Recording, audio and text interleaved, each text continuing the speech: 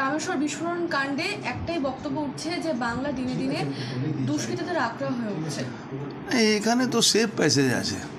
আপনি দেখেছেন পশ্চিমবাংলা সরকার কোনোদিন ওই বর্ডার এলাকা জমি দেয় না, এই জন্য বর্ডারটা সিল করা হয় না।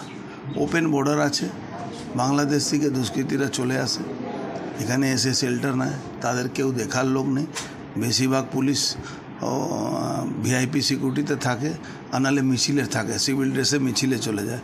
ওই জনজোয়ার থেকে নিয়ে দিদিমণি যত মিটিং হচ্ছে, যদি আপনি তার তথ্য খুঁজেন এক একটা লোকের, তাহলে আপনি পাবেন কি সব ওই পুলিশের লোকেরা মিছিলে থাকে বা মিটিংয়ে থাকে। এই জন্য পুলিশিং বাংলায় শেষ হয়ে গেছে। শেষ হওয়ার জন্য এইসব ঘটনাটা ঘটে। সেফ প্যাসেজ আছে, ক্রাইম ক্রিমিনালের জন্য সেফ প্যাসেজ আছে। আচ্ছা, তার পাহাড়ে দুর্নীতি মামলায়, নিয়োগ দুর্নীতি মামলায় পার্থ ভৌমিকের নাম উঠে আসছে, তিনি অভিযুক্ত।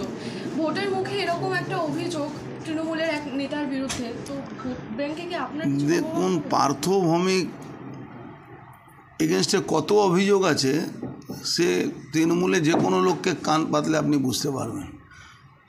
সন্দেশখালির সরাসরি ওনার সঙ্গে যোগাযোগ, বাকিবুর যে ধরা পড়েছে চাল ওই যে রাশন স্কিমের মধ্যে, ওনার সঙ্গে যোগাযোগ ওনার, তারপরে এই নিয়োগ দুর্নীতিতে ওনার যোগাযোগ আছে। সবটাই আস্তে আস্তে আপনি দেখবেন সামনে আসবে। এবার ওনার অস্বস্তি হবে না সুস্থি হবে সে উনি বলতে পারবেন। উনি একজন ভদ্র লোককে বলেন উনি নাকি মাস্টারমশাই একজন সুপুত্র। মাস্টারমশাইও কিন্তু লাস্ট টাইমে মনে হচ্ছিল সিপিএম জামায় সিপিএম করতে, ওনার বাবা তো সাসপেন্ড হয়েছিল। তারপরে হঠাৎ কি হলো, 2011 সালে এমএলএ হওয়ার পরে অত সম্পত্তি হয়ে গেল, এই 5খানা হোটেল, 6খানা আপনার পেট্রোল পাম্প, তারপরে এতে কী নাম সোদপুরে বাড়ি, সল্টলেকে বাড়ি। ভাবতে পারবেন না কত টাকা রোজগার। আমি জানি না তৃণমূল এই 5 বছরের মধ্যে অত বড় রোজগার 7 বছরের মধ্যে উনি কী করে করতে পারলেন।